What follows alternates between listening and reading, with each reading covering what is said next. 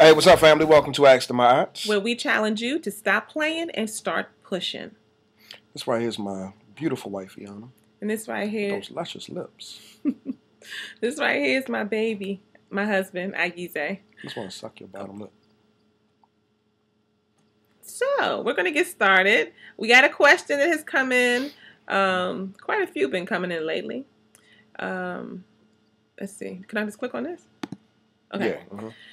All right, so I'm going to read this. Here it is. This is from a young lady. She says, "Hey guys, you've spoken on this topic in a previous video, but I feel as though the situation you responded to was slightly different, and I need a bit more precision in dealing with this issue. My boyfriend has many female friends, most of whom I am comfortable with, except for one. I was only made aware of the friendship when we broke up, though he claims they were friends for a while before that, when things were good between us. Because of what I see as the shadiness of the friendship, I have had my suspicions as to its nature ever since. We have been trying to bounce back from the breakup, but this particular friendship is a major sore spot. I have trust issues that I'm trying to work on. For example, believing him when he says that there's nothing going on, but I don't feel as though he is trying to do anything to make me any more comfortable about the friendship. He says that he accepts that I won't be comfortable with it until they are no longer friends. I don't believe it has to come to that. How can we overcome this issue? What do I need to do to be more comfortable with this friendship? And what should he do to make me feel more comfortable about it?" Well, you want to start on that, Ben? No, I'm going to let you go ahead. You going to let me go ahead on that? Mm-hmm. I think this is a very curious phenomenon that we have seen in couples that we have worked with, in single women even that we have talked to about, their relationships and kind of looking at some patterns, right? And so I'm going to go ahead and name that thing right out the gate. You ready? Are you ready? Here it is. You wrote about 3 paragraphs about this shady female friend. You talked about how uncomfortable you are with the relationship. You said he has other female friends.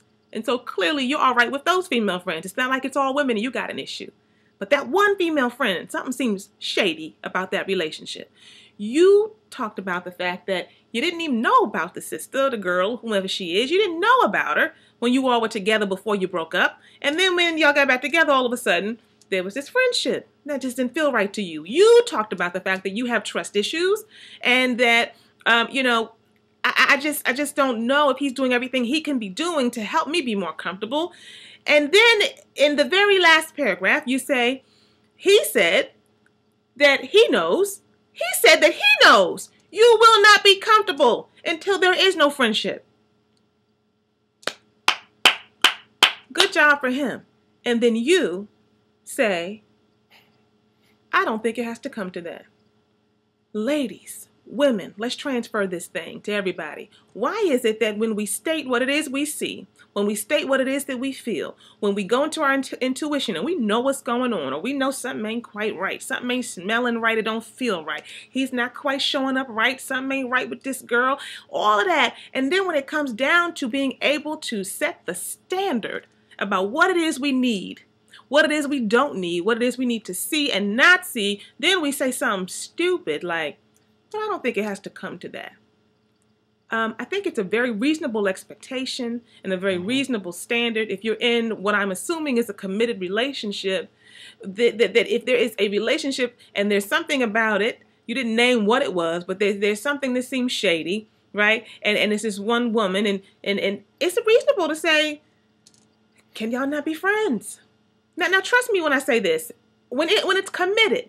Because there are a lot of folks who are together, they've just been together for a couple of months. You haven't established any parameters. You're not about to kick friends to the side. I'm not really knowing you all like that for real. But we dating and we're going to be exclusive. It's now been maybe 6 months. We're going to be exclusive, But then at that point, you start to establish, what does that look like? What does that look like for the both of you? And as time goes on, your relationship begins to take shape. And you begin to paint the canvas about the nuances that will have to operate in your relationship when it comes to things like the opposite sex or even the same sex and that kind of thing.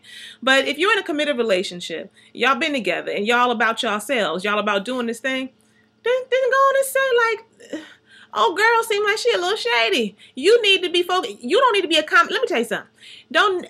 No man he does not need to accommodate a friendship over the relationship that he says he values. No woman needs to accommodate a friendship over the relationship that you say that you value. If it is a committed relationship and you all are at the point where you all are saying it's about us, you know, actions have to line up with words. So you're going to say all of that, and then you're going to do yourself a disservice by saying don't have to come to that. Look, make a decision. Be about it. If you ain't feeling it, then let your brother know. Let him know I ain't feeling it, and I'm not feeling her, and I need to see something different. That's what you need to do, period. It's reasonable, as long as you're not unreasonable, because you haven't told us everything. But as long as you're not unreasonable and say you got to get rid of every woman he ever, has met in his life, then it sounds to me like you need to set a standard, and then you need to make yourself uphold it. I mean, I think we can wrap it up. I really do. I don't really feel like I have to say anything. I mean, do you agree? Clear. Yeah, I agree 100%. I mean, she did ask the question, what should he do? But, I mean, it's clear to me. He should accommodate you. Yeah, he should accommodate you. But, what I'm very clear about is the fact that if you're in a relationship with him, his priority should be you. So if he values that relationship more so than your relationship, then you'll see that in the way he lives his life and the way he interacts with her, as well as in the way he interacts with you. But if he values you'll see that when she'll see that in his life and the way he interacts with you, as well as the way he interacts with her. But if he says he values you more than he values her, and he's willing to put your relationship first, then he needs to put rubber to the road and then make this thing happen. He needs to put you as a priority and do what it is that needs to be done, which is to cut her off, focus on you, or at least at the bare minimum find exactly what it is that you want from him as it pertains to this relationship, and be willing to do that. But it seems like my wife said that you're unclear, you're unwilling to make the statement and the commitment to the fact that this is what you want in terms of kicking her to the curb. Excuse me. In terms of kicking her to the curb, and if you're unwilling to make that commitment to that statement and that stance, then he's not going to make that commitment either. Stop playing and start pushing. You got to make that happen. You got to do that, because if you don't, you can continue in limbo for the rest of this relationship, however long this relationship lasts. But it's our challenge to you that you actually put one foot in front of the other, raise your hand and say, brother, man, this is what I need from you. You need to do this. And if you don't, I'm stepping up and I'm doing what I need to do for me. At the end of the day, stop playing. Start pushing.